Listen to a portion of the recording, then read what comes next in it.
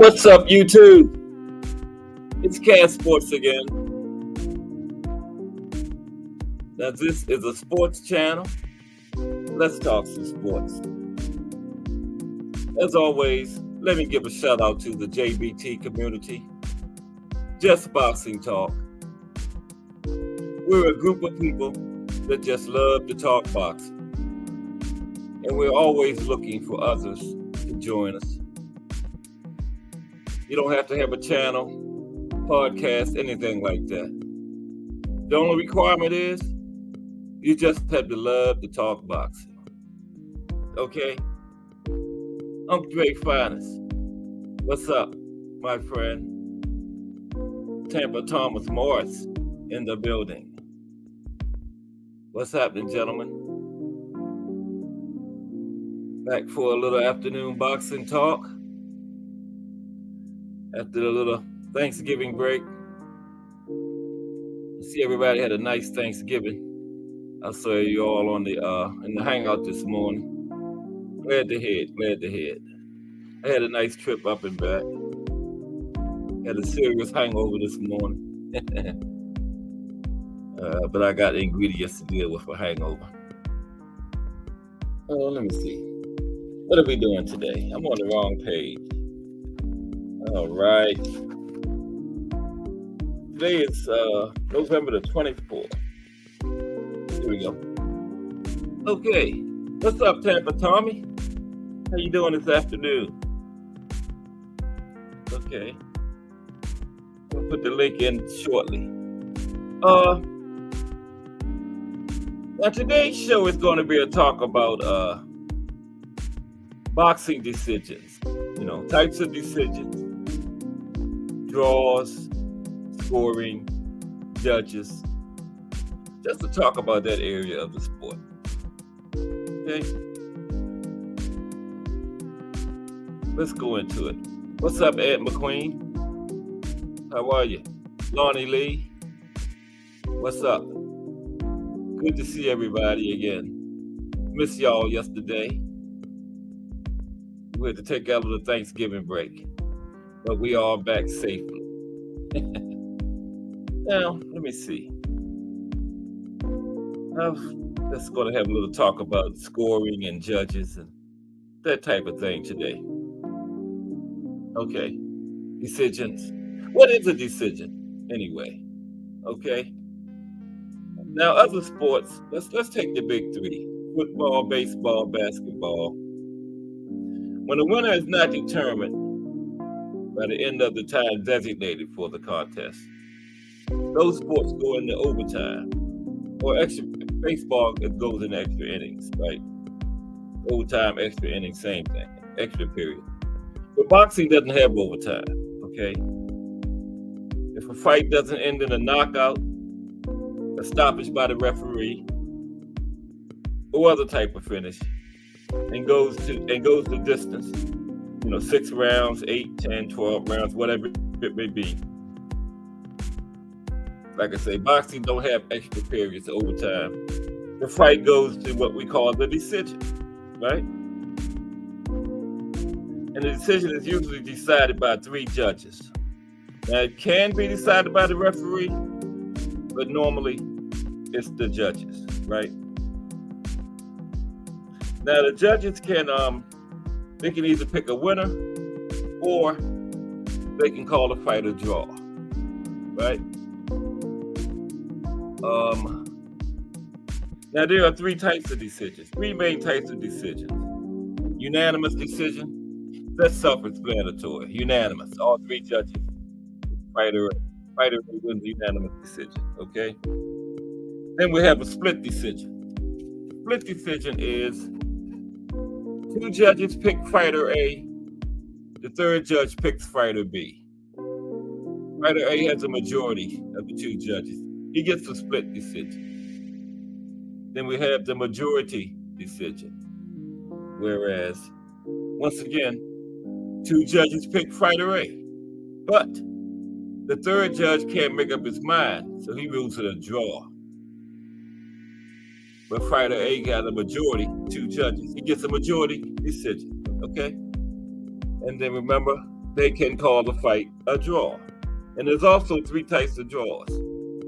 Just like decision: unanimous draw, majority draw, split draw. Unanimous draw is self-explanatory again.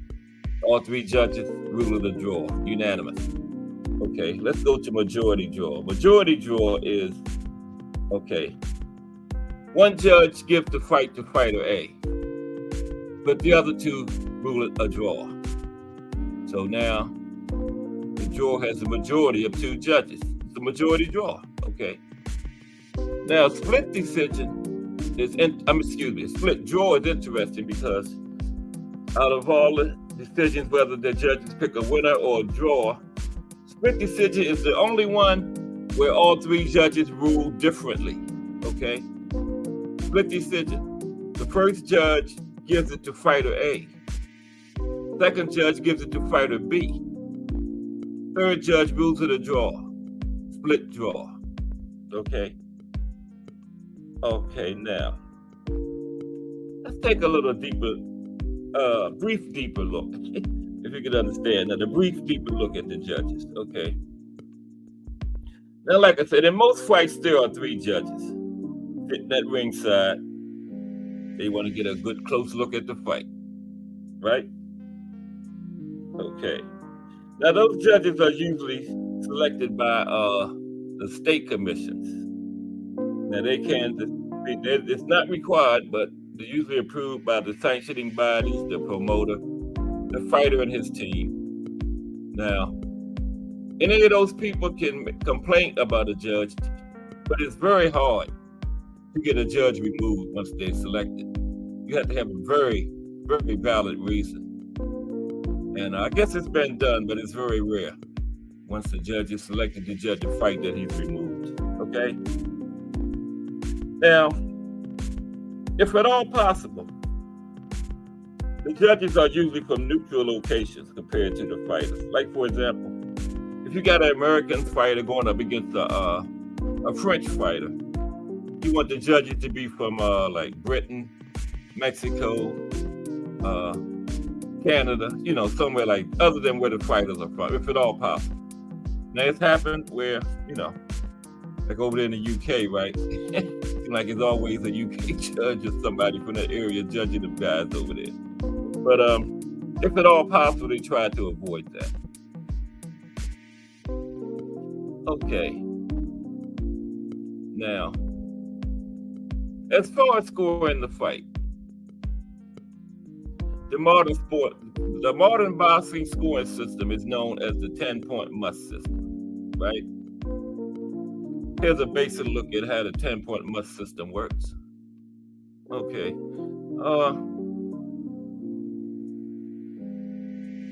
The judges score each round individually on a 10-point scale, right? Now, most of the rounds end up being 10-9, with the boxer who each judge felt did better getting a 10 and winning the round, and then his opponent gets a 9.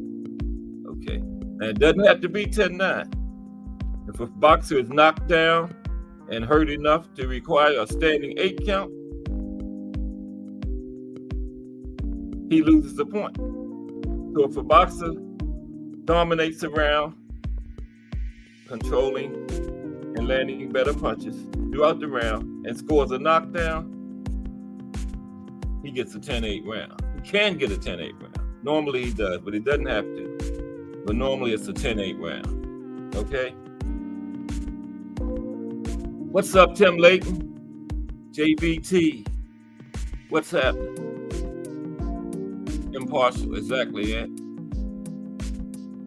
Okay. Now, suppose both fighters score a knockdown in the round. That usually cancels the deduction out. Okay. And the round probably ends up 10-9.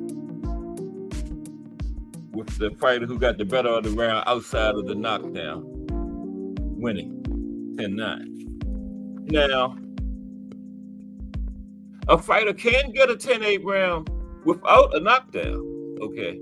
It very rarely happens, but it's possible. Okay. He has to dominate the round by a huge margin. Usually just total one-way traffic or maybe a situation where he had him hurt and his opponent got saved by the bell, they might give him a 10-8 round. Okay. And it can be a 10-10 round also. If the judges think the round was evenly dominant, was evenly fought, and neither guy gained a clear advantage. But judges are encouraged to avoid 10-10 rounds as much as possible to prevent them from becoming a fallback option. Okay. And then that could lead to 10-10 rounds being overused. Okay. So now the referee can instruct the judges to deduct the point two from a fighter in any round, and they will do so if the fighter has done something to break the rules, such as intentional foul, low blow, headbutt, or Mike Tyson Edgar Berlanga special, bite your opponent.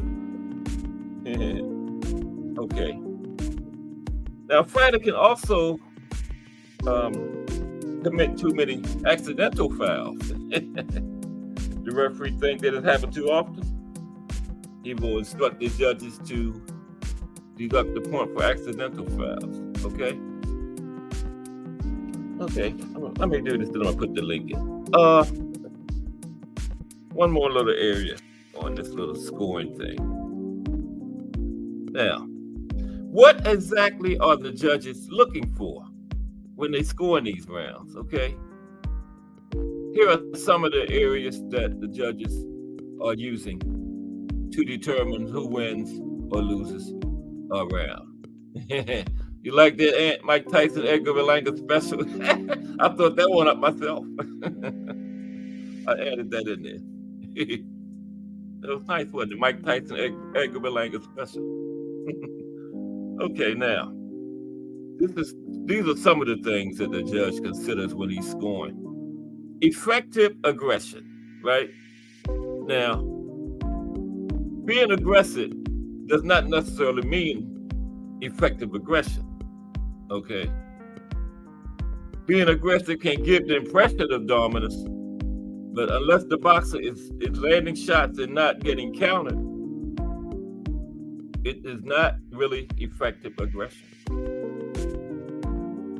Real effective aggression is where the aggressor consistently lands punches and avoid those from his opponent, okay? Ring generalship is very important to a judge, or should be anyway. What's up, Just Do Boxing? Salute, bro. Ring generalship is very important when judging a round. And that's the fighter that controls the action and enforces their will and style. Ring generalship. The fighter who controls the action and enforces their will and style. Okay? That's a big one the judges are trying to judge. Defense. How well is a boxer slipping, parrying, and blocking punches? Good defense is very important. Okay, here's a big one too. Hard and clean punches. That's another one judges look for when they judge it. Hard and clean punches. To the untrained eye, it can appear as a boxer is landing a lot of punches, when in fact, most are being blocked or aren't landing flush, okay? A judge has to look for hard shots that land clean. Hard, clean punches, not hard punches. Because like the thing said, a lot of them are getting blocked. They might be hard, but they still might not be landing flush. So hard, clean punches, very important when judging a fight. Shoot, I might become a judge now. Okay, I'm gonna drop the link in.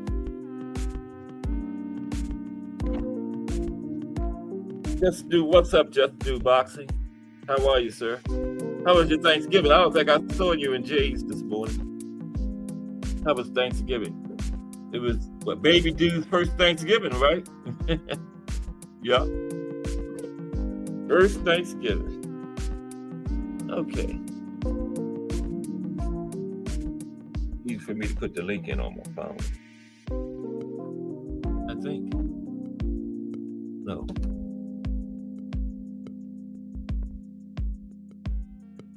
This is my last day of vacation.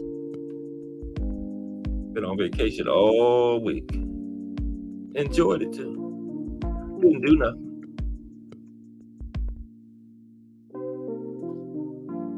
Excuse me for 1 second. Oh.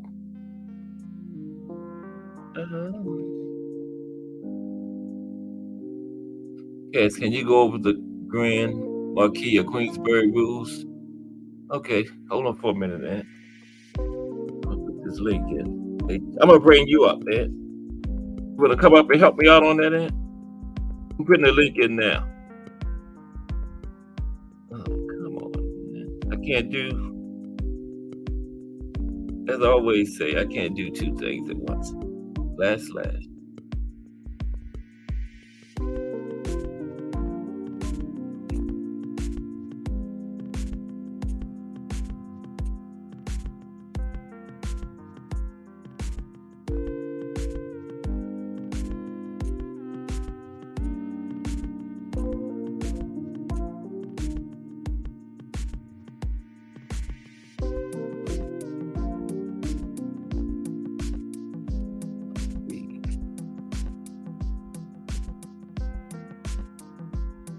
Be right with you.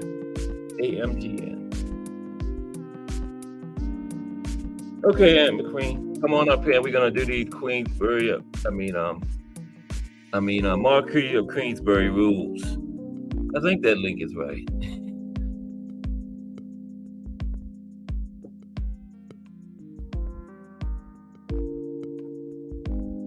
Yeah, okay. I've been on vacation this weekend, man. It's been like 24/7 boxing. Okay. I was either doing my show or in somebody else's chat. And then when I wasn't doing it, I was watching fights. Or I was online studying about boxing.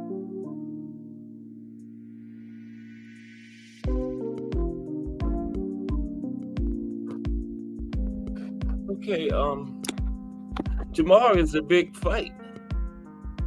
2 big fight cards. We got the Benavidez and Andrade, and we got the women. There's Ann. Okay, I always lose my cursor. There we go. Okay. There we go. What's up, Aunt McQueen? You want to talk about those Marquis of Queensberry rules? Make it up, Ed.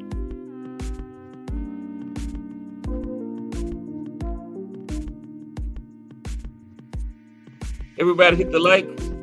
Oh, Ed, you went out. What happened? You disappeared, Ed. I'm gonna go over this fight card real quick. There's Ed. He's back. All right, I have returned. Okay, what's up? What's up? I appreciate you leaving the key under the mat. Thank you, sir. Okay. You was talking about the Grand Marquis of Queensberry rules. Yeah, especially since you're going through all of the basic protocols. Yeah, I'm just going through the basics. Okay. Let's get into that. I'm trying to.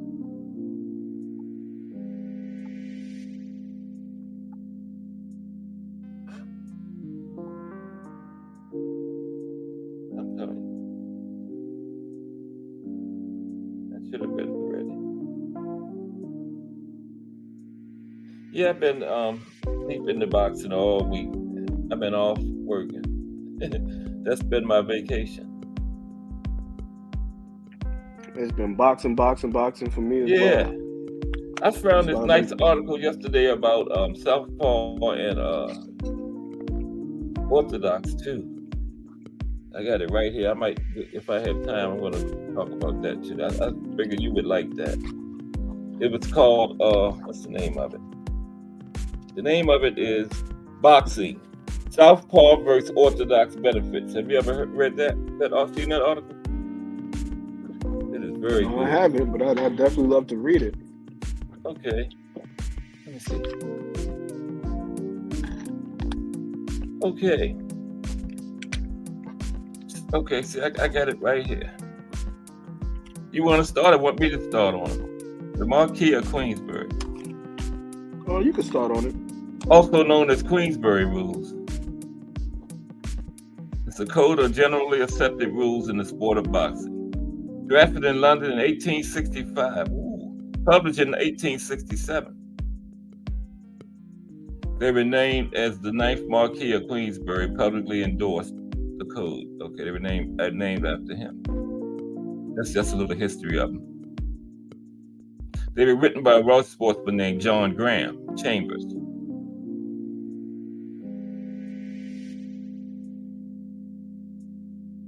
It's the code of rules on which modern boxing is based. Yes, sir. Okay, it says they were the first to mandate the use of gloves in boxing. Okay. I guess that they was doing it with their bare knuckles. Yep, used to be bare knuckle back in the day. Okay, so the Queensberry rules were what started them putting the gloves on.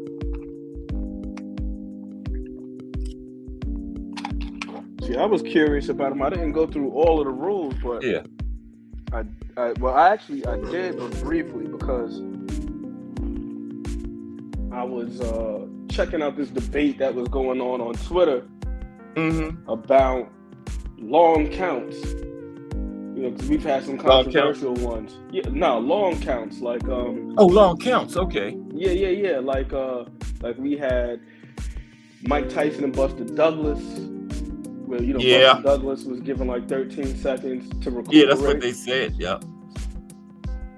Because they have that guy on the side that's similar to the line judge.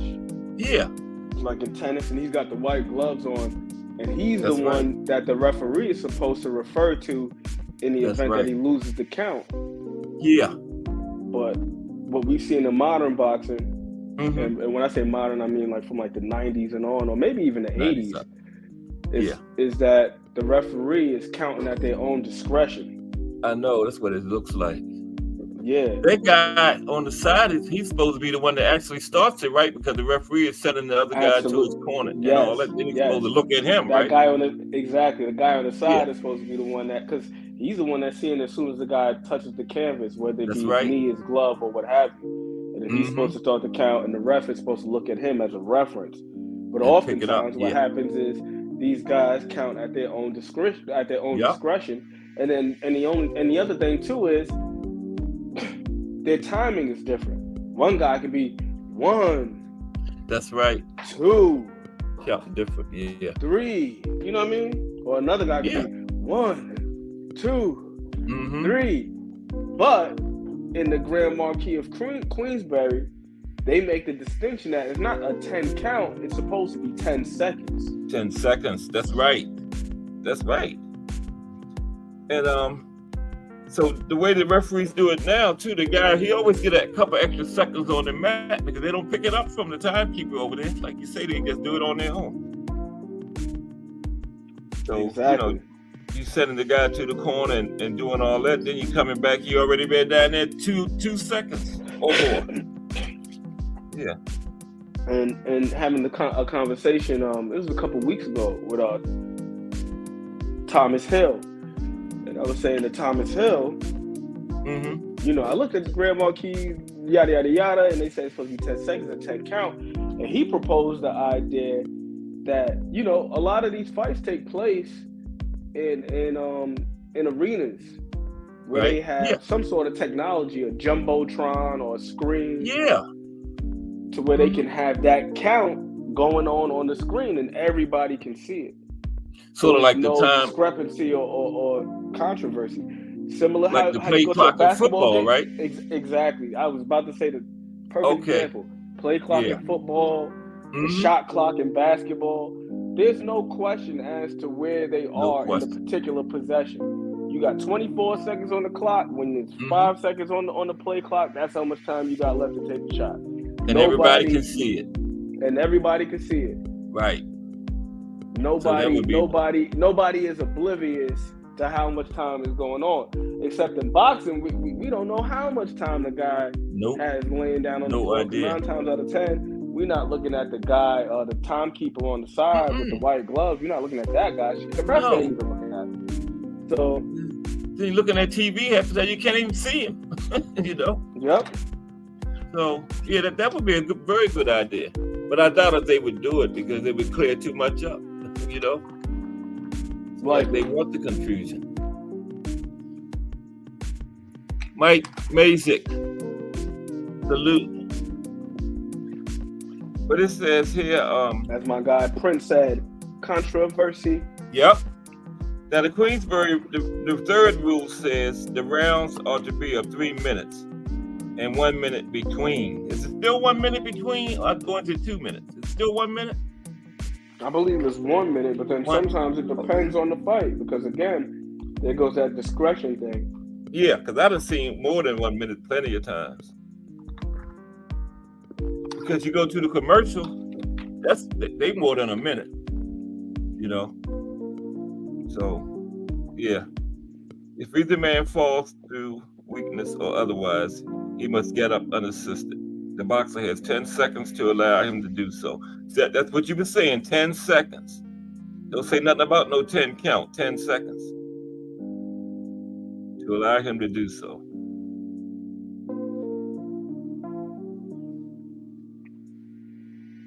It's gotten to the point, though, where many of us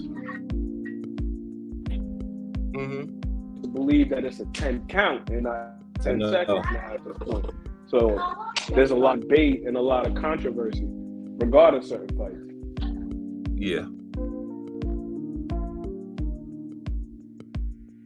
See, and a lot of people, like remember when Ugas knocked Earl into the ropes?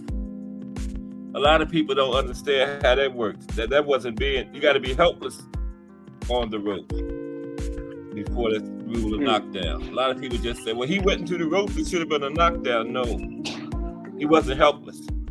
This says a man hanging on the ropes in a helpless state shall be considered down. Earl was nowhere near in that type of condition.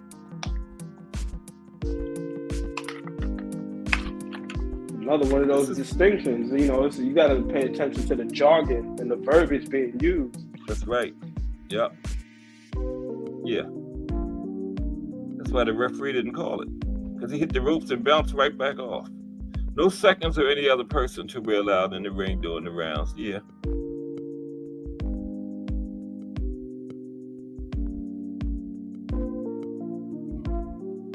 Yeah. Gloves to be fair-sized boxing gloves of the best quality and new.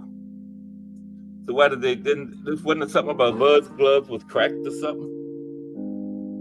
He shouldn't have been allowed to fight, should he?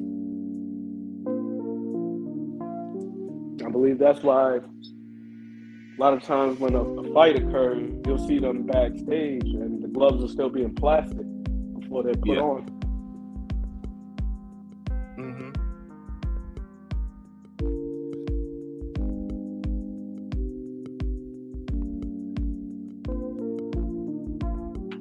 I wonder how frequently these commissions and...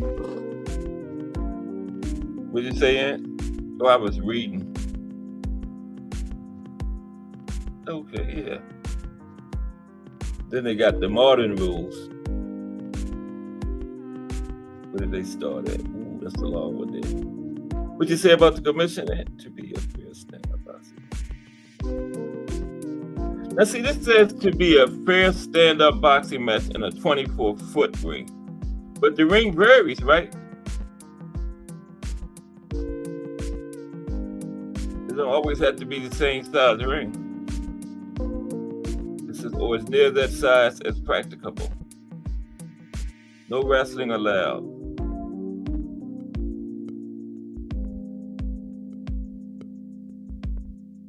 Interesting. Gloves. Yes. Oh, you like that Mike Tyson Edgar Berlanga special. Everybody hit the like button. 9 people in the building. Wow.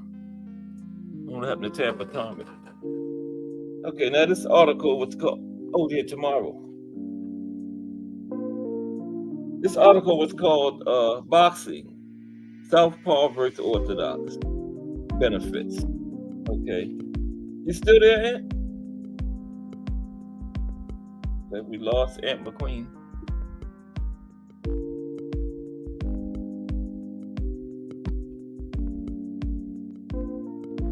Salute Mike Masick. Am I saying your name right? Mazik?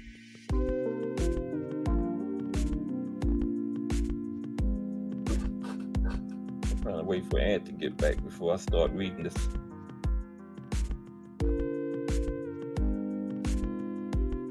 Fighter is considered to be knocked down if they touch the canvas floor of the ring with any body part other than the feet as a direct result of an opponent's punch, rather than a slip or a stumble, as determined by the referee.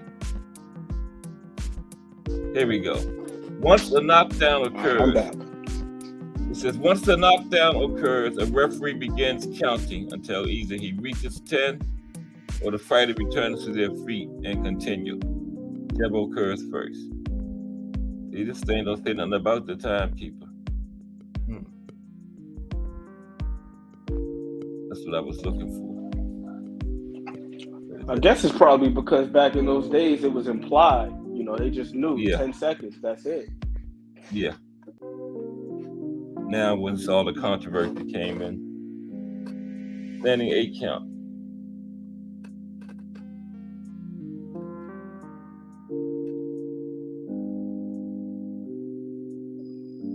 Do they have that in the rules, the standing 8 count? Yeah. I hit something. Oh, there it is. It says the standing 8 count rule may also be in effect. This gives the referee the right to step in and administer a count of 8 to a fighter that he feels may be in danger, even if no knockdown has taken place. After counting, the referee will observe the fighter and decide if he is fit to continue.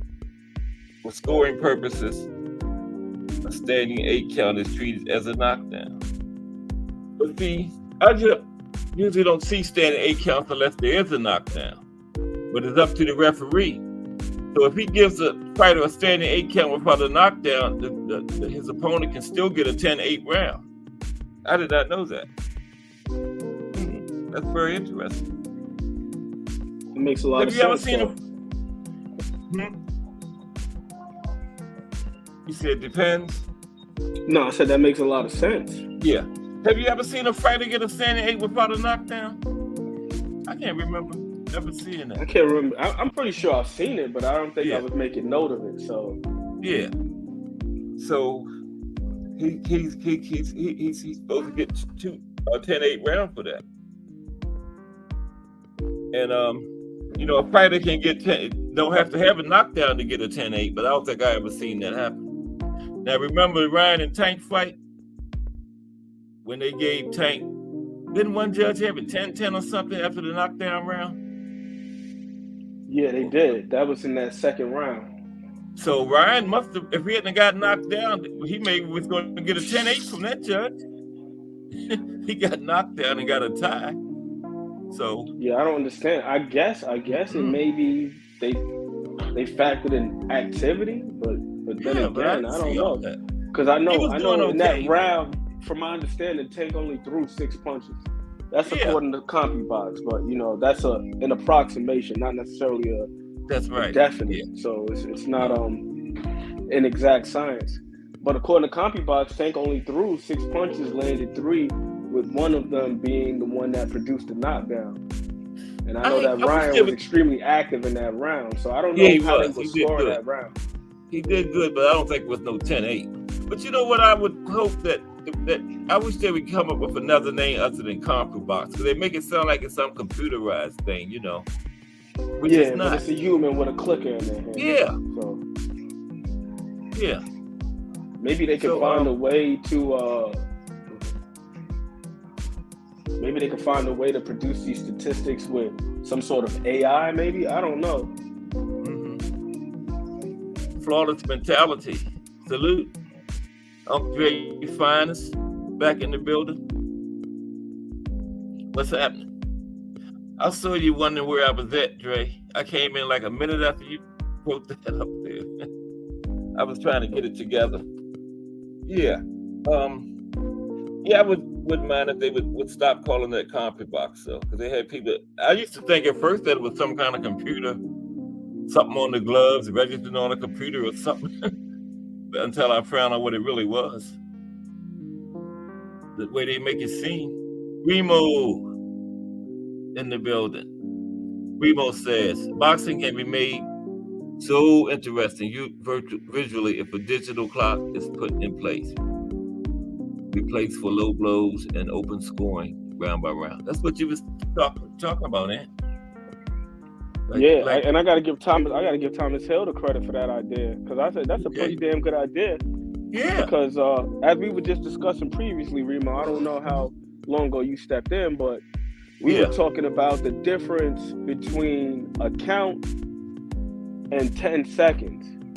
You know, because in the Grand Marquis of Queensberry rule, which is the rules that boxing are founded upon, it says that a fighter gets 10 seconds to get up after a knockdown. It's not a 10 count. No. Whereas today, many of us commonly believe that it's a 10 count, but it's not. You just get 10 seconds, that's it. So in order to remove some of the controversy, like you just said, you place some sort of digital clock in there, similar to a shot clock, or like what Cass was saying, the play clock in football. So you know, all right, this guy hits the canvas, then it's 1, 2, 3, 4, 5, and then we're not leaving it up to the judge's volition. You know what I mean? Yeah, that would take a whole lot of controversy out of it, because like we were saying, everybody can see it. Everybody can see it. Bruce Gas, what's up, bro? Yeah. My guy, Uncle Dre, what's going on with you, brother? Another thing too that I was just thinking about in that instance too, like Remo just said with the low blows, right? We just saw that fight with Usyk and Dubois, and it seemed like Usyk got a hell of a lot of time to recover, man.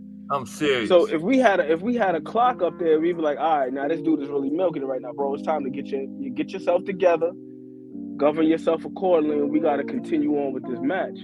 Right. Because that felt like a long 5 minutes. I know a guy's supposed to get 5 minutes to recuperate for a low blow, but that was like, bro, how much time you gonna give this guy? I know. He sat down and everything. He was taking his time. It's like, man, put that clock up. Make sure that he knows he's on the clock. Everybody else can see it. You know, that's how you hold people accountable. Shout out to BM Boxing News. Yeah, it would clear up a whole lot of controversy. You know. Yeah. But I did not know that about the standing 8 count. I just learned that today, that a standing 8 count can result in a 10-8 round. But I have never seen a fight with a standing 8 count without a knockdown. I can't ever remember seeing one. Nope. Or a guy can get a 10-8 round if he got somebody in trouble and they get saved by the belt from being knocked down. Judges can still give him a 10-8 because he dominated the round. One-way traffic. Yeah.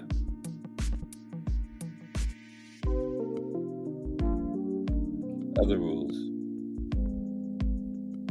Boxers are prohibited for hitting below the belt, holding, tripping, pushing, biting, Mike Tyson, Edgar Berlanga, spitting on or wrestling the opponent. Oh, spitting is crazy. Yeah.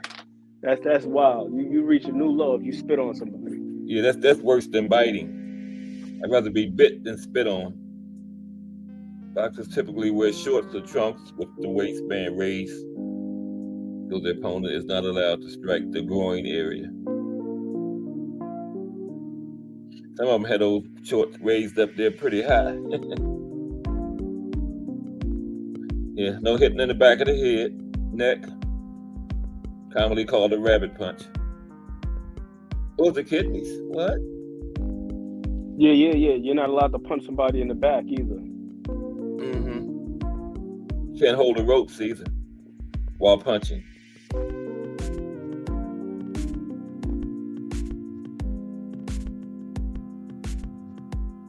they call a clinch a defensive move. I mean, it is ultimately. Yeah. A defensive move in which a fighter wraps his arms around those of his opponent and holds on to create a pause. Yeah. Exactly. That's part of it.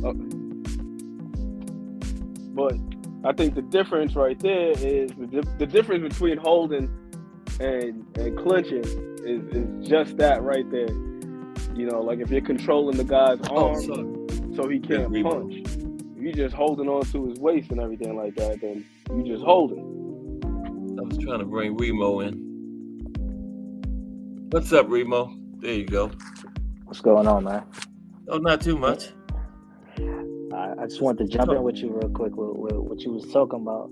Oh, go ahead. The floor is yours. Growing the sport of boxing it could be so much more easier than they allowing this shit. Like you go to a fight, it's on plenty of TVs and bars or whatever. Everybody can see what's going on the big screen except for the ref. Like replay should be involved. We got technology where it shouldn't be I missed it, it didn't happen type of thing. You know what I'm saying? Mm-hmm. And another thing with the time frame of a low blow. Was it a low blow? That could be reviewed. The time of recovery should be a allotted amount. Just like in basketball, you have full timeouts and you got 30-second timeouts. You got TV timeouts. Certain timeouts have time limits. Mm-hmm. If it's going to be a low blow, you get a guaranteed, let's say 30 seconds to 60 seconds, a round, whatever it might be. After that timing, you must fight or throw in the towel or let it go to the scorecards. And you know, Remo, all that stuff you just said is so easy to do. Yep. You know? Absolutely. It's just that, you know, the powers that be don't want to move on for what the tradition of the sport is, but just think about it. Even for entertainment purposes, if they implemented a 10 count as soon as somebody fell, and you've seen it visually on TV, the crowd is into it. Is he going to get up? You know, it's like almost on the wrestling field. As soon as you hit that 10, you know that the fight is over. Fireworks could fly, everything. Like, we have so much things to make the sport way more entertaining than just an emotional feel. Like, you know what I'm saying? Yeah, I know exactly what you're saying. Look at Tyson Fury. He damn near laid down there dead for 15 to 20 seconds, and he's still allowed to get back up and continue. And I thought he was out. I thought if you're knocked out, you don't even have to have a count. The fight is just over, right? And is that how it goes? That's usually how it goes. If you see a guy get sparked, he gets hit with a serious shot, and they just wave it off after that. So that first fight should have been over. Wilder should have won it. I guess. I don't know. Listen, like Remo says, man, it's the powers that be. And let me say this, I don't even think that it's an attachment to tradition, but just that there's so many people involved. Like, you know, we don't have one sanctioning body, and there's no unilateral thing. In some places you can wrap your hands one way, in another place it's illegal. In one place you could do this, in another place you could do that. In one place, like right now with the WBC, if you're from Mexico, you could have a certain level of a particular substance in your body. You know, when you get tested, it's just like all over the place. And I think that's what holds them back from implementing something that would be so universal. Is the fact that there's no universal enforcement. In the UK, that's the biggest issue. Yeah, they got stuff they can use over there. You know, certain states, you know, you can't use it. That's why a lot of those guys don't like to fight other places, but over there in that part of the world. But to be honest with you, even with the whole Dubai,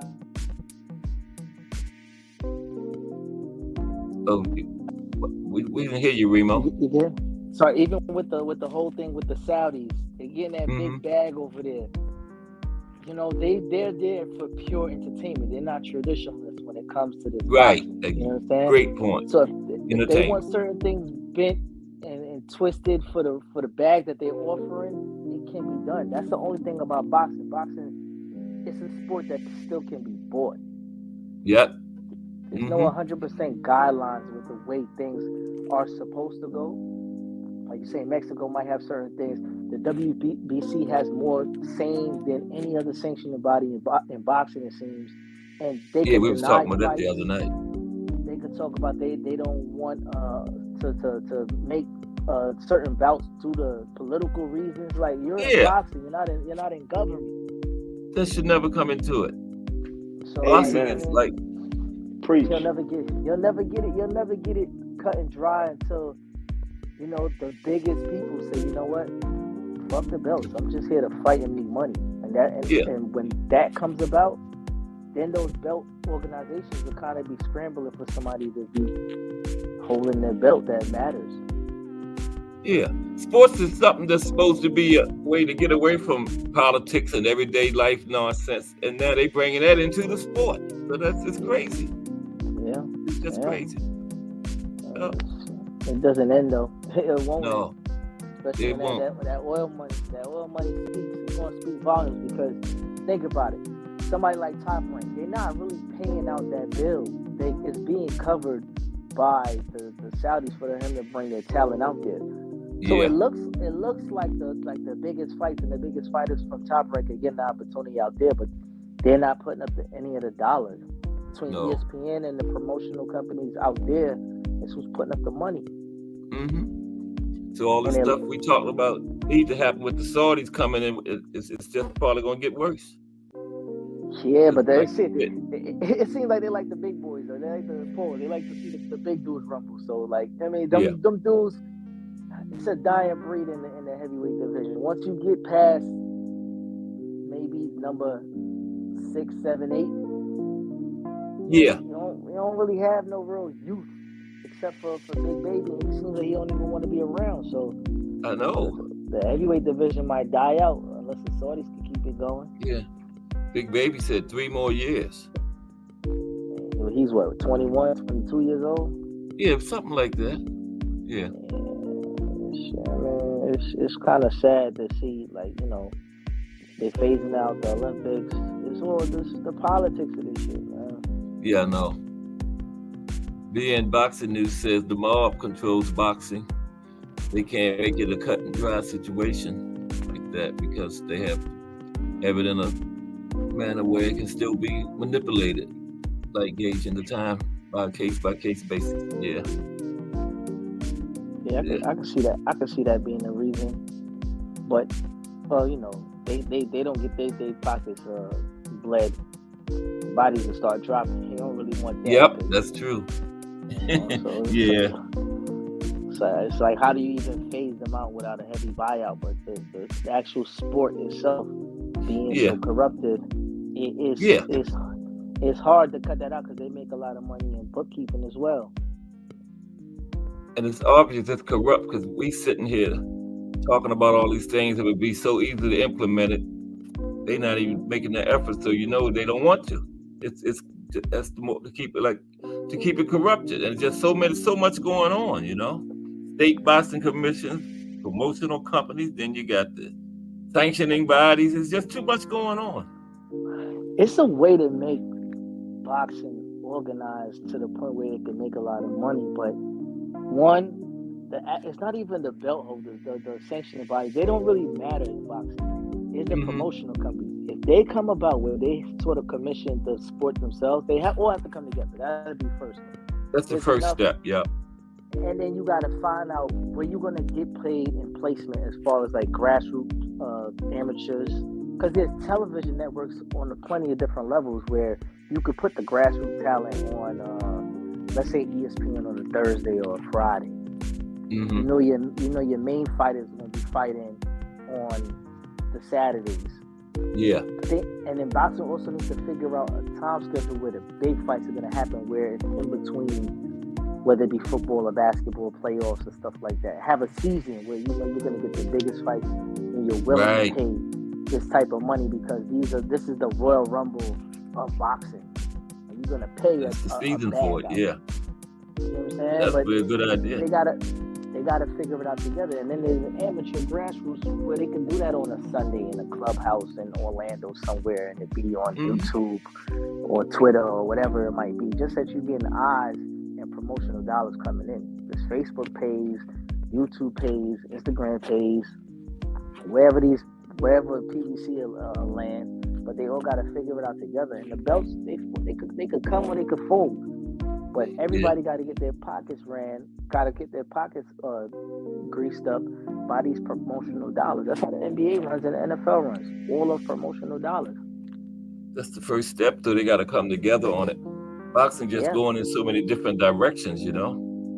But the biggest problem with the corruption is who would be the commissioner.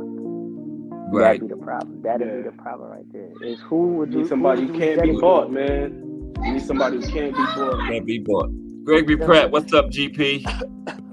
That's true. The craziest name that makes sense, I think, would be Steven Espinoza. Steven? Okay. I was thinking somebody that's not involved in it right now, you know, like not deep in it like that, bringing an outsider. But Steven wouldn't be bad. That's crazy at all.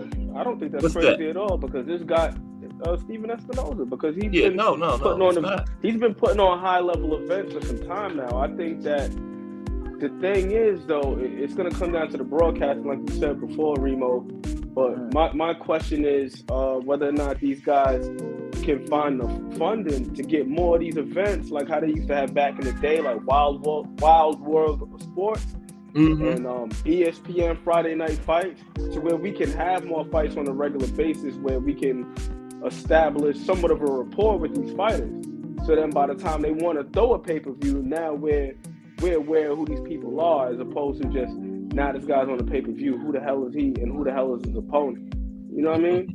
I think that's how they can kind of straighten out some of the pay-per-view stuff, is by having more regularly programmed events taking place and reserve those pay-per-views for like big cards. We don't want to see all of these other guys on the preliminaries.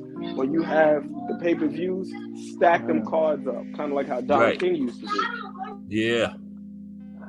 I think the best entity for these dudes, especially the young dudes, especially young, let's say casuals or getting more casual, like you got to make it accessible, easier on your phone and mobile devices where you want to go. You might hear about something, but you might not be vested in boxing. But you might hear, this little dude be knocking dudes out, Cornell Moten. All right, let me check him out.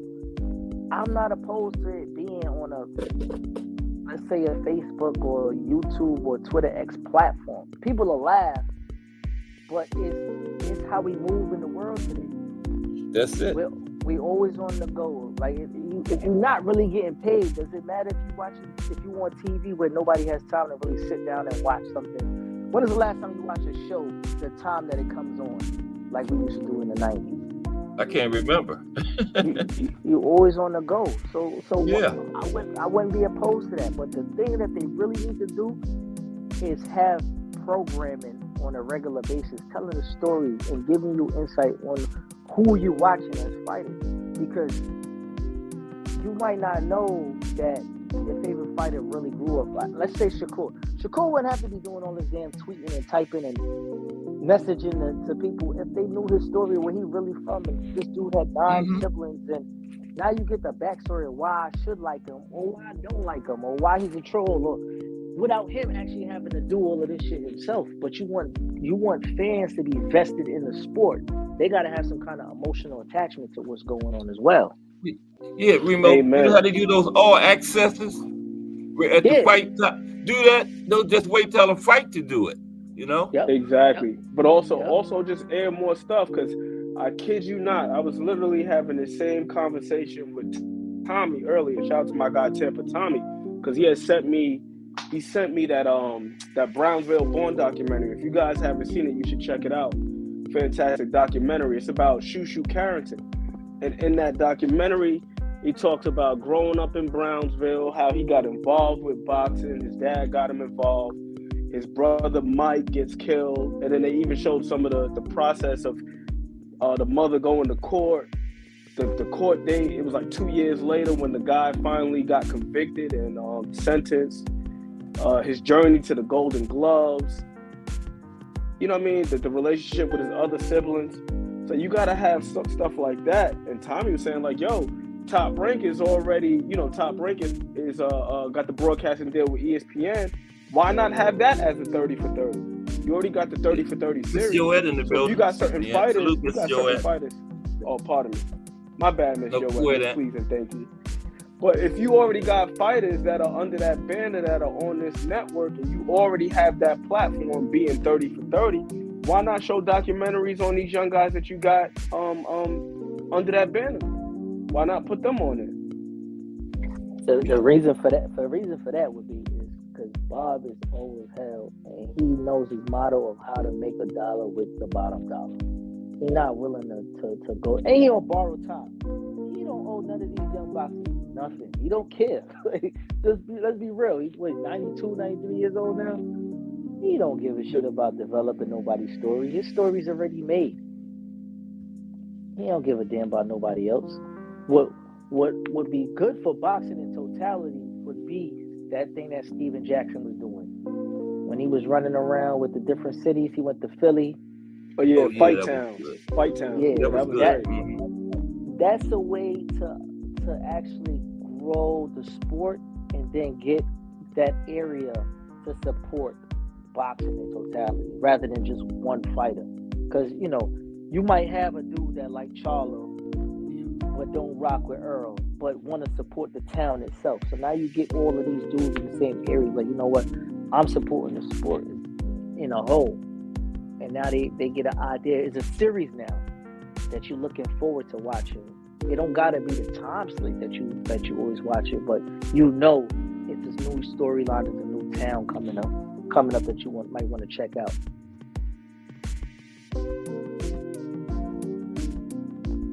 Love is right.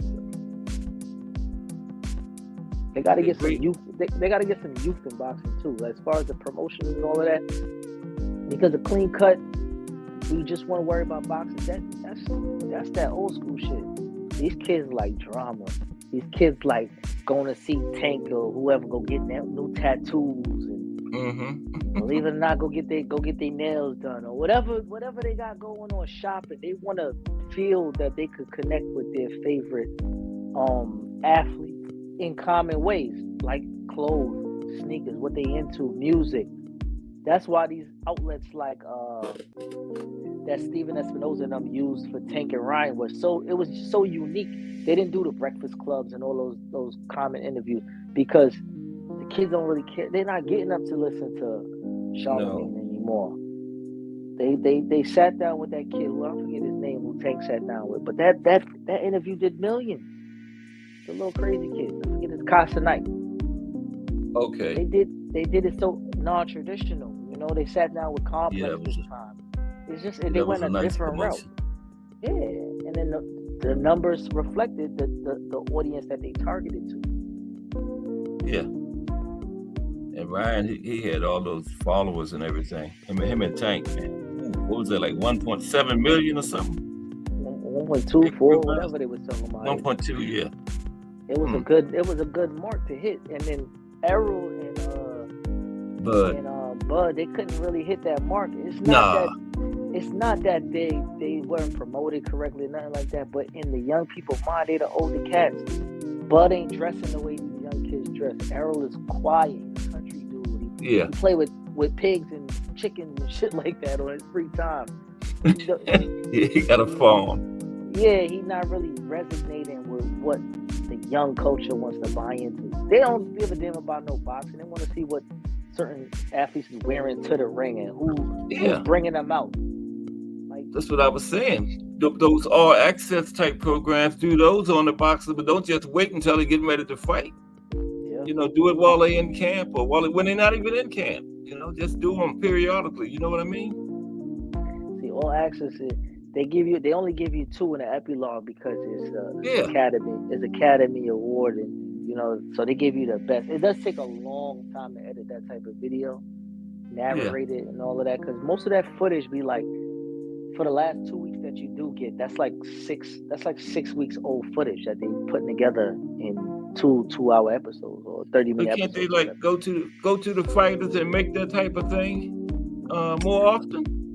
They could, but to get it TV ready and to look a certain way visually aesthetic. Right. Yeah, I see what you're saying. Yeah. It takes a way longer time. Like Tank has his own little team. Ryan has a great team where they push out the videos and the content. And let me not even hate. Devin does as well. Okay. Where they hire their own personal, paying videographers to drop certain episodes, so it could be a build up to what they got going on as well. You know, but that's just, you know, taking it out of the promoter's hands. So my thing again that I usually hear me cry about: what the hell am I paying you promotional dollars for? I know. You got to go out and hire your own teams and stuff. Yeah, that's it. And these days, the promoters, all they do, it seems like, is they facilitate venues due to the relationships that they have. Like, hey, we got access to the MGM, we got access to this, that, and the third. But as far as promotion is concerned, they do very minimal. Very minimal. They're not doing a whole bunch of promoting. I know my man Ant hated the entertainment factor out there in Saudi, but I thought it was fire. The ring. No, I didn't hate it at all. I actually enjoyed it. My thing was, you said it was too long. No. My thing was the sequencing. It was the placement of it. Oh, okay. Like they had a series of fights, and then they had that one little block where it was like Little Baby and the other chick, but it was in between the main event. I didn't want it in between the main event like that. Okay, they could have had it to like start out the show and then like started off like that, and then because by the time after that the co-main, now I'm ready to see the main event. Like, damn, I want to see people continue putting hands, but now it's like you get a long pause in between. Yeah, and it took a little while, but if they would have had that, even if they would have broke it up where they had the co-main and the main event after that, I would have been cool with that. Because it's like, all right, we're going to give you a couple of preliminary fights, then we hit you with some more entertainment, then we do the co-main and the main event. Okay. And I would have been cool with that. For me, it was the sequencing. But then again, you know, it seems like they're still trying to iron it out themselves, trying to figure out what works and what don't work. So I give them a pass on that one. So that's GP say like they are sponsors, not promoters. Yeah. Oh, yeah, that do make sense. That do make sense. I would also bring in like guest commentators in between the fight, like, you know, from round 1 to 2 or 1 to 3, you know, just to get a different voice. Because sometimes the biasness of the actual network, it just pisses me off. Like, yo, what are y'all watching? Yeah, I know. You know what I'm saying? Like, I know, like, I was big when I was younger. Like, Jerry Lawler, you knew he was biased, but it was a comic. It was comedy to the actual commentary that he spewed. But these dudes be real, like, on some real shit. They be trying to sway the audience with the things that they say, and it's like, I'm not even a full-fledged fanatic, but I know what I'm seeing. This bullshit that you're talking it's not adding up. Like, you know what I'm saying? They all do it. All of them do it. But it's kind of spooky, man. It's a lot. They need to put me on, man. I got a lot of interesting ideas that would actually run with this shit. I could not go to see another fight where I see on WBC merch handed out after the goddamn fight with T-shirts and hats. It's like, come on, man. Like, enough is enough. I was wondering why I couldn't hear. I had this earpiece in my ear. I forgot it was in there. You know who can fix boxing? One by one? I would hire Shane McMahon. Oh, yeah. Now they do talk about promotion. Is Vince McMahon still around? He's still around, ain't he? He's still around. I think he's handed it down to his kids, though.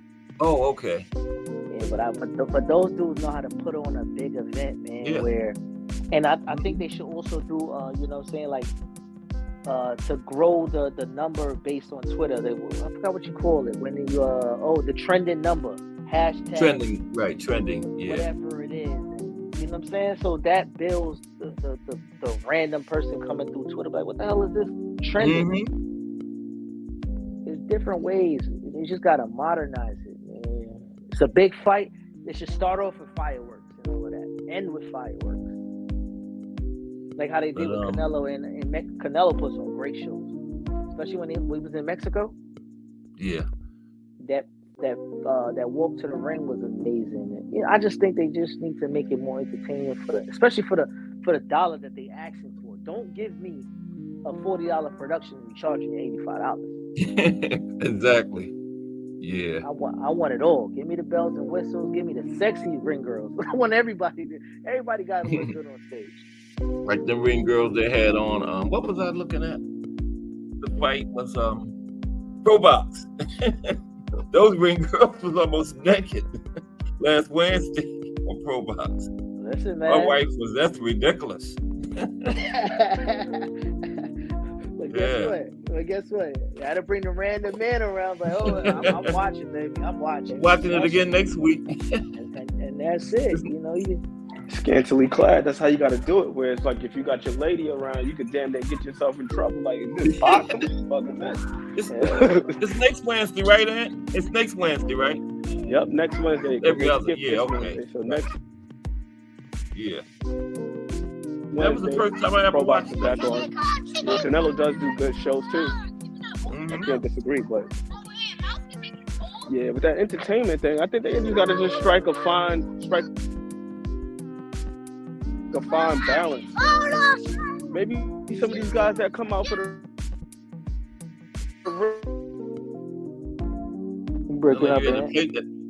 you at the playground, man.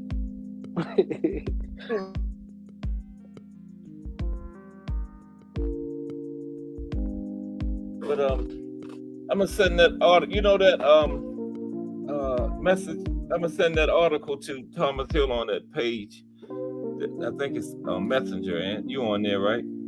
That's your number 929 or something like that, ain't it? Yes, sir. Yeah, I'm gonna send that to that about the Southpaw Orthodox thing. It was pretty good. Yeah. What you guys think about tomorrow? The big fight. Excited.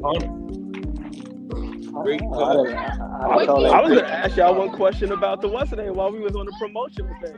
Remember that show they used to have? Remember that show that used to have the Contender? What do y'all think if these promotional entities did one? Because the Contender was just a series where these guys were boxing, but there were no ties to any promotional entity. So what if like PBC did something like that, where you have like a tournament round robin thing, and maybe have these guys in the house similar to Contender, because they do it with UFC with the Ultimate Fighter. They also do it with the WWE. They do it as well. That would be great. Last standing, now you get a contract. Any kind of tournament would be great. People would love that. You know. I think that would be good for like 6 round fighters. Yo. Okay. And they're not quite at the not saying they're professional, but they still have ways to go. Yeah. You talking about like the prospects, right? Still prospects. Because you always hear like Coach Kenny from Tank Camp. You say he give certain four you get 4 4-rounders, 4 6-rounders, you get 2 10-rounders, then you ready for. Like, that'll be a way to just, mix up the talent pool where you're getting fights within the same realm of people. It's just that people are scared to lose that O, and they might not really get off that, get off that dollar amount that they're looking for by fighting cab drivers and shit like that. But yeah. And in a tournament, they can't control who they fight neither when you get in that tournament, Yeah, and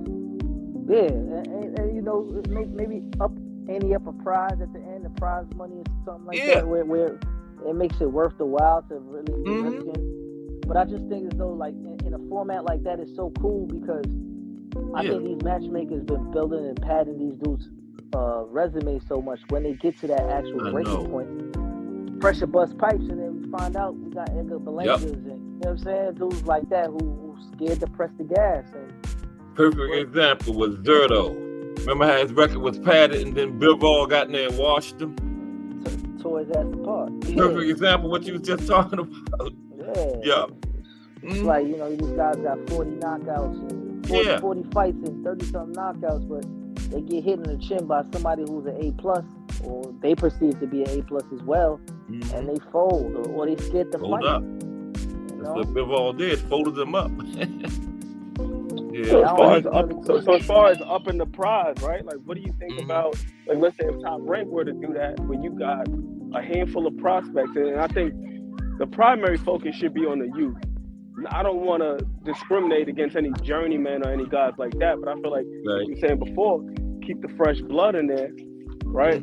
But then at the end of it, whoever wins, now you can be featured on a top-ranked card. Where they have, if they have in a main event for somebody else, now you can be on the on the card, on the main card. But that would be good incentive. Yep. But that would be perfect for, like, all right, let's say, for instance, right, you got the top 12 names on the let's say 36 is the startup, right? And it's a 2-year tournament. 1 versus 36, just like in any other division, the favorite always gets the lowest seed. But if the lowest seed is finding his way up the ladder, now he's growing attention to himself. Like, yo, he's a really good fighter. He might not be the top, but he's a tough out. Now you could hire him somewhere down the line where one of these prospects could get a challenge on him, rather than taking somebody who's just like a walk in the park, Because now you got dudes like a dude like Keyshawn. People is questioning him based on the way he talk. Right. But we don't really know based on how skilled he is or how much he's willing to go after it and take somebody out when times get tough. We said the same thing about a dude like Chris Colbert. We know that he had a great jab at some point in time. He started feeling himself, and then he believed the hype, and we didn't know what his chin was like. And now he getting knocked around like a pinball. I know. Ran into Hector. And then what's the name pieced him up? Ryu pieced him up. Right, yeah, sure did. So it's like, all right, is he a good talent or he's one of them? That's what we gotta. I think that's what has to be separated in boxing, because dudes talk a lot and they're great talent, but a great talent versus a prime time headliner it's a whole different beast, a whole different animal. A fighter versus a technician is different. Yep. Yeah, GP Andre Ward won the Super 6 tournament. Yep. Yep. He did. Yes, he did. And another question I have in regard to that, to piggyback off of that sentiment, is, and to Cass as well, do y'all feel as though that type of format would also diminish a lot of the who's not deserving of what talk? Because that seems to be the thing that holds a lot of these fights back nowadays too, where you got guys that are still in the infancy of their career feeling as though they should be making $1 million plus more. Yeah. You mean like go ahead, Remo. That issue, I think that issue comes about where their accolades of their amateur career rolling into their pro career, they think it's more advanced because of the signing bonus that they probably got coming out of either whether it be the Olympics or Golden Gloves or wherever they come from.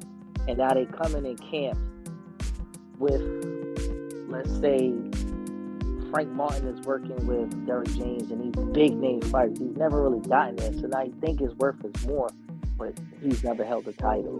But who is he to say that, or who are we to say he don't deserve a certain number? But has he garnished it? Has he shown it? So that's always going to be the yin versus the yang, like how much a person deserves versus how much is being made versus how much they can bring in. It's always going to be a underlying statement for a person's worth. What did Keon win in the Olympics? A silver or bronze? I think he got silver twice. Silver, okay. Silver, yeah. If he wouldn't have had the Olympic background, he probably wouldn't be as talkative either. That's probably got a little to do with it.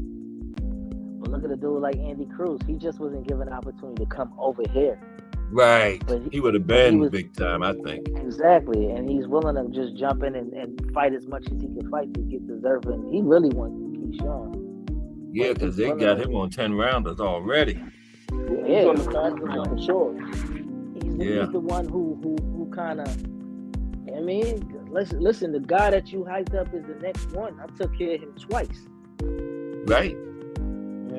So it's like, all right, so what makes him think that he's better than me if I already took care of him? He just got an opportunity before I did. Yeah. But all the bullshit, dudes should be making around the same money. Like they shouldn't. Like none of them really making crazy bank.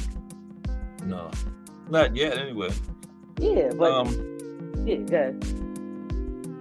How long do you guys think before Keyshawn and Andy Cruz fight would be ready to be made?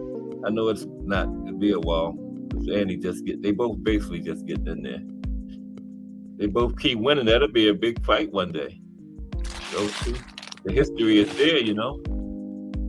I don't think Bob sets timelines correctly with storylines that he has. Yeah.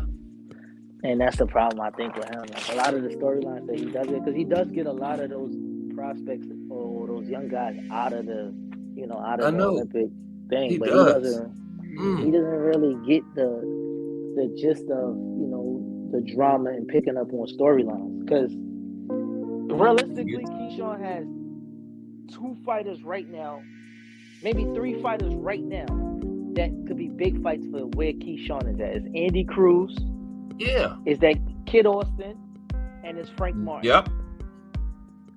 Those are 3 fights Martin. Right now that could make him at least 1.3 to max 2 million if you want to say you get something done with Frank Martin. But they all kind of at the same level, and the storyline is already built in, just like Shakur has with Haney or the Tank or something like that, but on the lower level. On the lower level, yeah. Because at the end of the day, Keyshawn can take the risk now and show everybody, like, yo, I'm really one of them. Or we could see, like, yo, maybe he's not. But yep, that's right. The storyline either way should get him paid, but Bob is not really willing to. He's not ready to do it. Yeah, you're right. Bob's not ready to do it yet. And I think these kids also, with the people they have got in their career, they can't see past that losing and coming back and the actual victorious story. Great point. They think that it's going to be the end of everything. Some of them actually think like that, Remo. Yeah, that's a fantastic point, man. Paulie was talking about this the other day on Pro Box TV, where he was saying, like, yo, we got to do away with this whole let them fights marinate thing, because to your point, Cash, when you mentioned Zordo against Bivol, and you let the guy get to 40-0 fighting against a whole bunch of who is these guys? Like, who are these guys? You know what I mean? And then you get to the point where he's in there with somebody and he looks like he doesn't even belong in the ring. And I feel like that's also bad for these guys' development as well. Yeah. Just soft touch after soft touch, pause. You know what I mean? Like, how can you develop like that? Good pause. D for the win is in the building. What's up, D for the win? Yeah.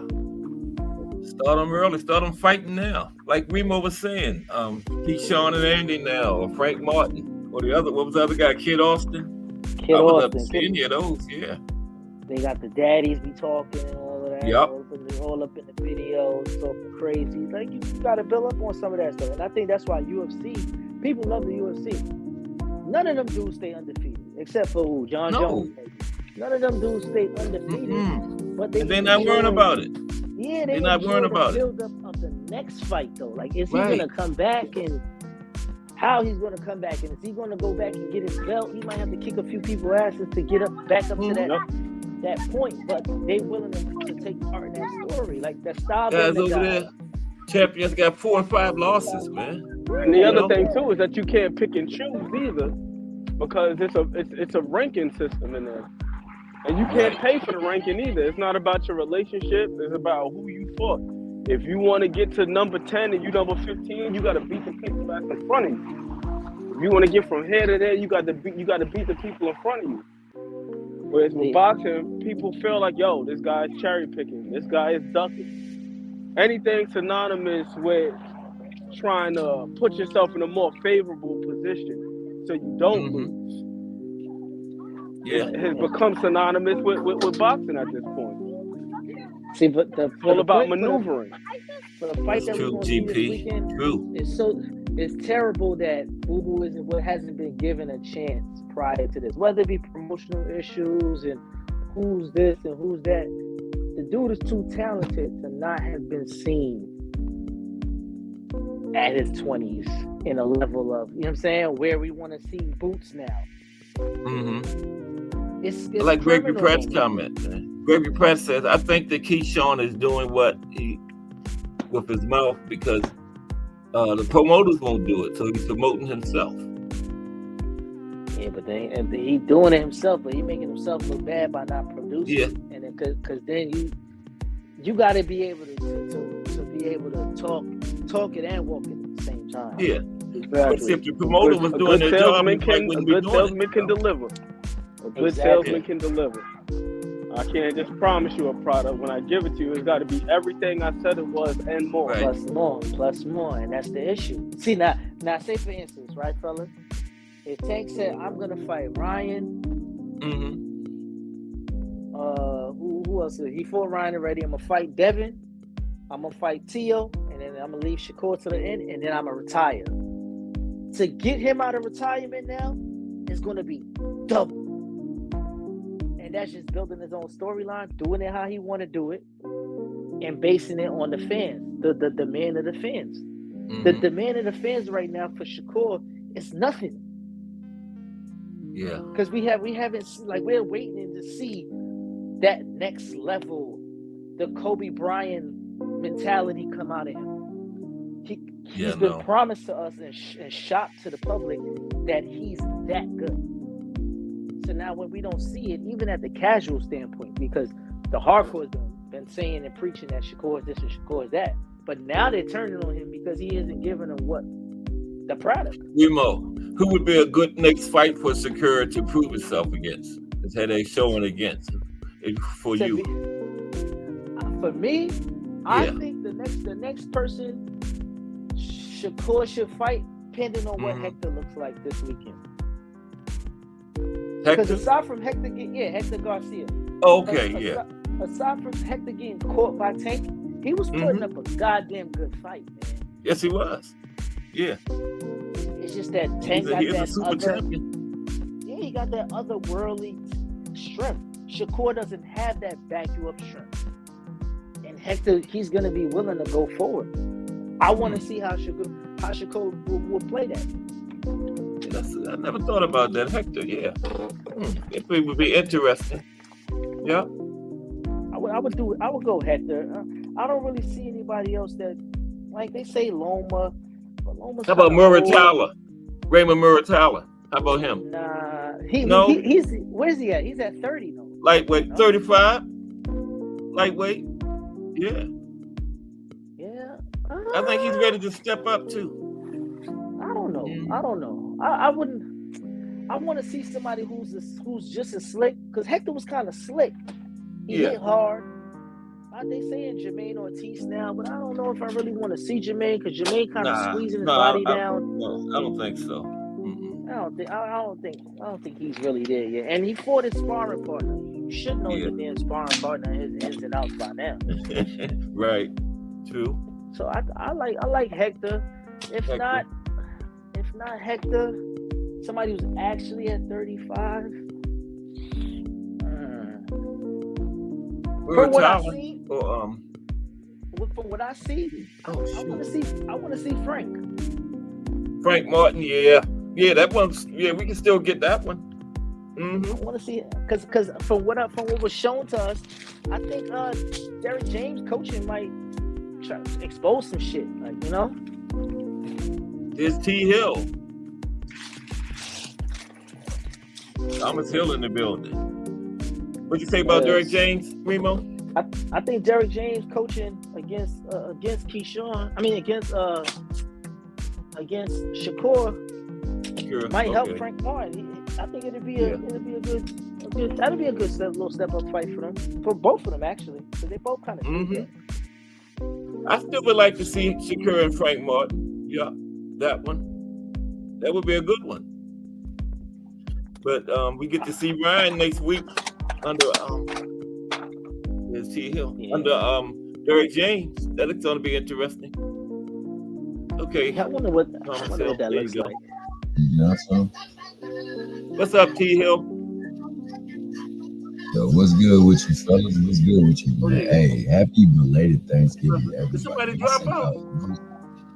Oh, damn. And did I knock you off or did you drop out? Lord. Nah, What'd you say, Thomas? What's going on? I was just saying, man, happy Thanksgiving, a belated Thanksgiving to everybody. Man. I have been busy the past couple of days. Yeah. How was it okay? Thanksgiving was all right, Thomas? Man, it was tiresome, man. I was up for 3 straight days, man, cooking and delivering food. Oh, that's right. That's your field. Oh, I know you was busy. Man, so yeah, I was out and about, man. I ain't had no time to get on anything for the past couple of days. What's up, Remo? What's good with you? What's going on, Chief? I'm here, man. I ain't been to work in 2 weeks, so I got time. I ain't been in a week. I go back Monday. Oh, that's nice. Somebody said they was off for 2 weeks. Yeah, Remo. I was off for 2 weeks. Ever since Disney, I ain't go back yet. Oh yeah, that's right. You've been out in Florida though, huh? Now, I've been back home for the last week, but you know I know how to play within time, man. They gonna pay my time. Yeah, I didn't go nowhere. I just stayed home and relaxed. Went away yesterday. Times, man. Gregory Pratt, tell me where it's at, baby. Boy, how you doing, man? Hey, everybody in the chat. Like I said, happy belated Thanksgiving. GP said he wanted Shakur and Edwin again. Run it back. They on a break. I don't think Edwin might not want that fight again after the way. I think Edwin would want that fight. Huh? You think he would? Edwin would want. I mean, honestly, bro, like both of them did a whole lot of talking, do a whole lot of nothing. Yeah, and then a whole lot of talking, and everybody. I mean, what could he do to make Shakur fight though? Suppose Shakur do the same thing. I mean, Edwin Shorty can't do nothing about it. So remember how people went at Boots for that Kukadaj and stuff? Yeah, Kukadaj was much worse than what way worse Shakur was doing, and people would ham on Boots. So Edwin you came in there talking like you was gonna go into his place and whoop his tail. That ain't how you going to. You don't go and tell somebody I'm gonna whoop their tail, then you stand in the middle of the street and then point to the street talking about come here. You go to them. Like you corner that ring, you cut it off, and you didn't do a good job of that, man. You could have took the fight to him. Shakur got hit with something I think that he just didn't want to deal with. I don't believe my hand was hurting type of deal because I never seen him run like that in fighting before. What the hell he need his brick hand for if he don't use it anyway? Right. He usually jab low, jab high, back up, jab low, jab high. He don't really go to take you out. So if it was hurt or not, I don't see what real difference it really would have made.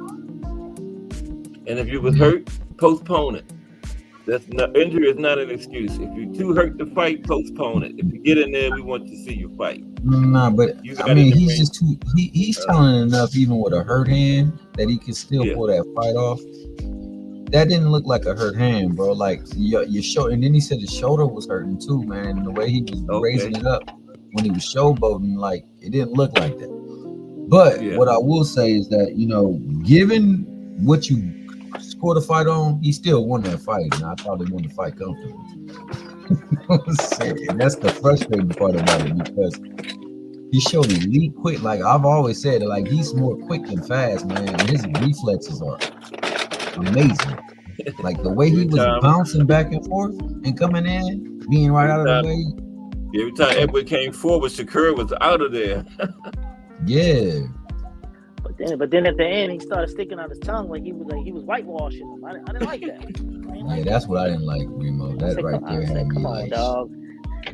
Come on, man. You talk too much stuff for you to do stuff like that and knowing you didn't give your best, and then you hearing it all throughout the course of the fight. Like they was booing from like round 4. They was booing, man. Yep, early. Yep, they sure was all the way. Which I don't know if I'm not that person that go to an event and boo. No, I wouldn't boo, but I would be mad. They paid a lot of money to get in there. I'd have been pissed. They paid some money though, man. Yes. Them fights are expensive, man. Yeah, you spend a lot of money, no doubt about it. I mean, but the fight before was a dang good fight though, bro. Like, which one was that? Nakatila. Man, I want to shout out my man D held me down. I was at work, boy. He was giving me the blow by blow. Just do box. You talking about Conceição and Nakatilla? Conceição, yeah. I thought y'all better leave Shakira alone. Here comes Just Do. Y'all better leave Shakira alone. Oh no, Just Do. No, I got nothing but mad you up here, Just Do? Oh, there he is. Okay. Yeah, I had to come pop through with the bros for a second. What's good with the family, man? What's up, Just Do? Good to see you, bro. All good, all good. I hear y'all cooking over here. I hear y'all cooking. Well, I thought you heard us talking about Shakira a little bit. It wasn't too bad. I'm not. No, I wasn't. It was never bad. I was talking about both of them. Yeah, I'm not a cake crusader like that. Like every time, listen, all the criticism. Hey, Just, would you like to see that fight again? Them running back? Criticism. Keyword criticism. All of it. 100% you deserve it. But y'all not slandering him up here. I ain't hear nobody slander him. Y'all just giving him, that's what he get. You talk it, you gotta walk it. Even though you had it all night, you still gotta know people gonna get into your ass for it, and it's all good because y'all doing it without slandering them. You need this. That's a wake up call. You was able to win. You get what I'm saying? You ain't winning people, but you got to win. Now you go make some corrections and you get back to it. My bro has spoken. I don't even. I know I'm safe, so we can talk about it now. So it is what it is. But I had somebody that spoke directly to his coach and asked, what happened to him and what went on and stuff like that. I don't know if y'all seen it.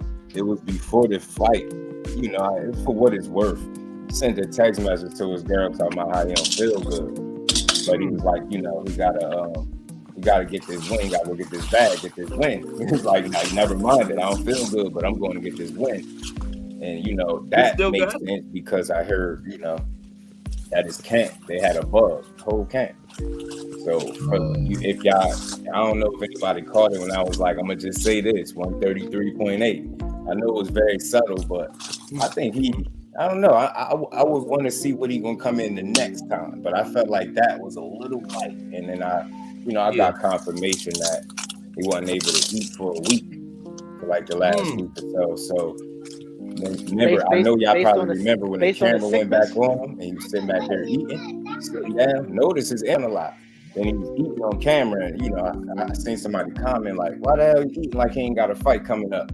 But that's what it was. I got word directly. If it wasn't for Andre Ward and Crawford, he wouldn't even eat that.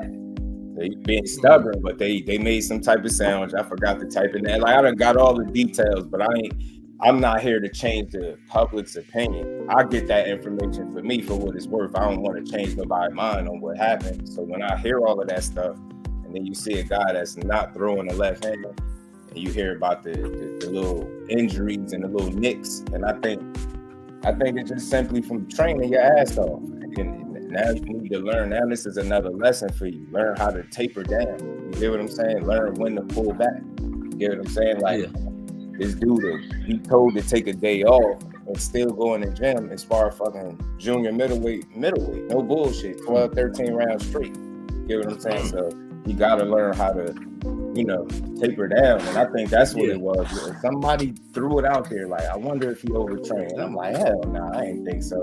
So I don't want to put none of that out there. But when I see the performance and the lack of the use of your hand, I don't care how much power that dude throwing, you gonna fire all more shots than that. Like I said, Nakatilla, he had power. You threw more shots than that. So it was deeper than just power. And had he got cracked, I would have been like, damn, maybe it's the power, but he never, Del Santos never got that shot. Same with Yoshino. Yoshino had some power too. I looked at it like it's a learning experience, man. You don't really need no excuse. You don't need it. You just get back in there and whoop somebody's ass the next trip. You deal with all the criticism. You go take it out on the gym after you take a rest, and then you get back to it. Fuck it. It happens. You know what I'm saying? They just do. Who would you like to see him Shakur fight next? Like a comeback fight after this one? Anybody in mind?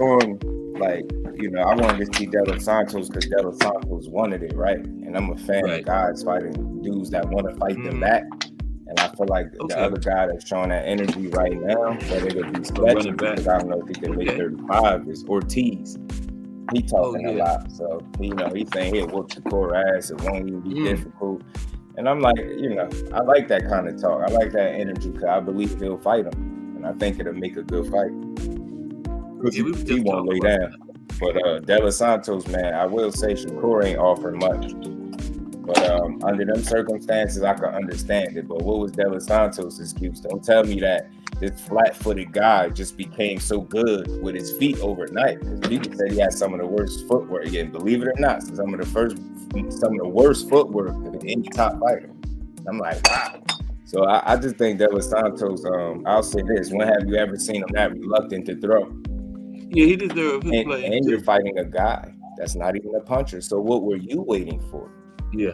You get what I'm saying? What were you waiting for? You wasn't throwing a lot either. You get what I'm saying? Yeah, you come forward, probably you throw a bunch of punches. Why didn't you do it against a guy that wasn't offering nothing? Only thing he was doing was moving and jabbing, right? And he don't punch hard. So I was like, I wonder why you ain't more, it was like a stalemate to me. Well, yeah, I mean, I think he threw 100 more punches. I think he did. That's what Cello was saying. Essentially, that they didn't want to run the risk of running into something. They didn't want to get counted. But my thing is, after a certain point in time, the man ain't letting that left hand go. At what point do you realize it and press the action? Go for it, right? And his coach. He went to point to the Nakatela fight, but he was letting his left hand go in that fight. He dropped Nakatela with the left hand. Right. Same thing with Yoshino. Yoshino just came off a fight where he beat the dog crap out of Nakatani. Right. And he got like 14. He got like 14 KOs in like 15 fights. So that dude got power too. Right. But he let his hand. He let that left hand go. So, and another thing too. I don't know if I sent it to you, Just. But there was a clip where he was backstage before the fight, and Michael B. Jordan came into his locker room and gave him a hug. He didn't close that left hand up when he gave him a hug. Yeah, you could tell he was real careful where he placed his left hand. I caught it. Yeah, and I like, for me, I like good information. Like if we, some people just too immature for the conversation. They're gonna relate everything to an excuse. But to me, I'm gonna do math with it. You're gonna say some type of injury. I'm gonna be looking for the use or limited use of that hand, even without that video. That video to me just added to what I already know. Like I said, I got somebody that was able to speak directly to his people that know him. Spoke to him directly. Done met him. Been in the gym, seen him work a bunch of times. Like some people just give you real information, and that coach is a credible guy. Like I said, he didn't come out and make a public statement. That was a conversation that he had with somebody, because you gonna keep it real with him. Like, bro, he said, I don't know why De Los Santos didn't come at us like a Tasmanian devil. He said, man, had I fought a guy like Shakur and threw that few punches, man, I'm knocking him out. And the coach was saying, like, bro, I don't know why he didn't just press him at some point. And I was looking for that. I thought he was gonna go for broke too, but I think he was just respectful of, I don't know, the sharpness. I don't know, because he didn't hit you with much for you to worry about either. So besides a jab, so I got a question. Weird. I got a question for you, Jeff. Do you think at this point, whether you say there were certain things that happened in the camp, overtraining, you think it's time for Shakur to make a professional change or addition to the way he produces his camp? Like, it worked for such a long time, but now that he's looking to get to that other level, you shouldn't be training with bigger dudes leading up. Certain times that you tamper it down. You think that who he's having around should be more concerned with that? I think he just needs to be more mindful of the burnout and what you saying, take into consideration too, because it makes sense, right? Like you saying, you just going into that. You assume each level that you go up is that elite level, right? That next level where you might need not so much changes, but tweaks. And that's one of the things you might need to tweak. Like when you told to rest, I think that's what you need to go ahead and do. Rest. Like, don't be stubborn. Don't get in your own way by burning yourself out. And I remember speaking to Shadeja Green. She had a situation similar like that leading up to her. I think she was trying to make it to the Olympics or something like that, but she burnt out from that overtraining and stuff like that. And you love when you hear the story. The work ethic is crazy, but then sometimes overworking is not necessarily working smart. So you working hard for nothing, and then you burn yourself out, and you don't even get the ultimate desired result. So yeah, I think you're right, bro. I think it's time for them to really understand, like, you know, how to try to balance this out. Like, you know, you're gonna work hard, and it's a way to do it without hurting yourself, right? And I think, you know, not a broken hand, but these little nicks and things, like, I think it's just a byproduct of working hard as hell. And I think slightly overworking, bro. Slightly. You know what I'm saying? You just want to be smart about all things, man, because you are the vehicle, man. So you gotta take care of yourself. Because I had mentioned that because I noticed that at some point in Tank, with Tank, remember he was saying, you know, a lot of boxers about he's not disciplined and all of that. And then when he got at a certain stage, you seen him going to the ice bath and the cryo chambers, and he's getting stretches and the technology that came into his camps as far as training. So it's giving him an idea of his scientifics with his body and when the rest days. And then he's bringing in, he got nutritionists he's working with now. And, that's a good point. So, you know, at some point in time, where it went from the rhetoric that they thought he was unfocused to now I'm making more money, I'm a prize fighter, I got to take care of myself throughout the whole camp, but not just with my coaches that I grew up with from day one, who got me to the stage. Now I need the further help. Right. That's all. I'm with you, bro. That make a lot of sense. Again, it's all about the win at the end of the day. And if that's you But put all that other stuff that you guys are talking about, that's what's going to keep you in a position where you can keep producing the wins. Because you can box all day, but the body has limits. Right. And also, you know, it makes me just think about basketball players, like a guy like Chris Paul. Remember early in his career, well, around the time he got to the Clippers, he started to have a lot of hamstring issues. And it took him a little minute before he realized, okay, I got to change my diet. I got to go through a different training regimen where I prioritize recovery as much as I prioritize the actual work itself. Right. Like all of the stuff is a process. Yeah, he actually ended up going vegan for the second part of his career. Him and Kevin Love. Yo, he added longevity to their career.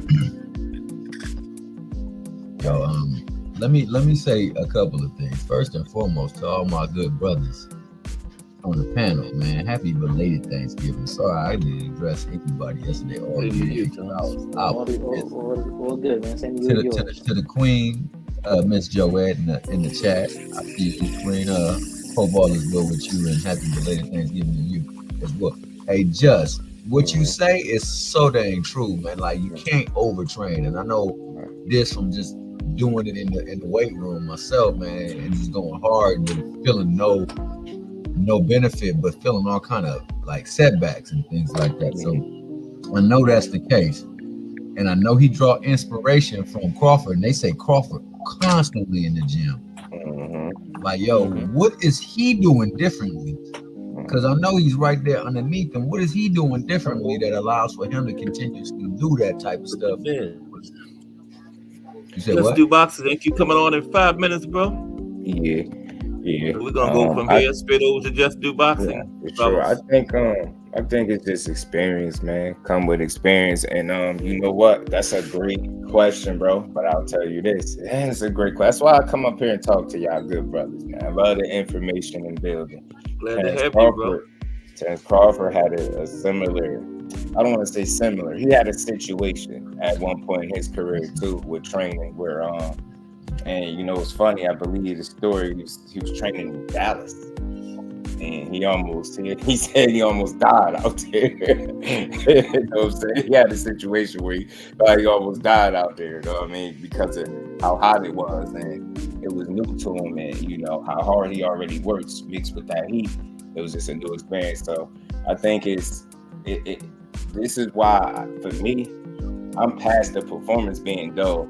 I think for you don't get hit 40 times in 36 minutes, that's a 12-round period, being less than yourself, your worst night of your life, you're able to pull out a win. Man, just imagine, again, you on your best night, it got to be something special. You get what I'm saying? Think about how good the defense was. Now, you add your offense with that, you talking about a damn good fight.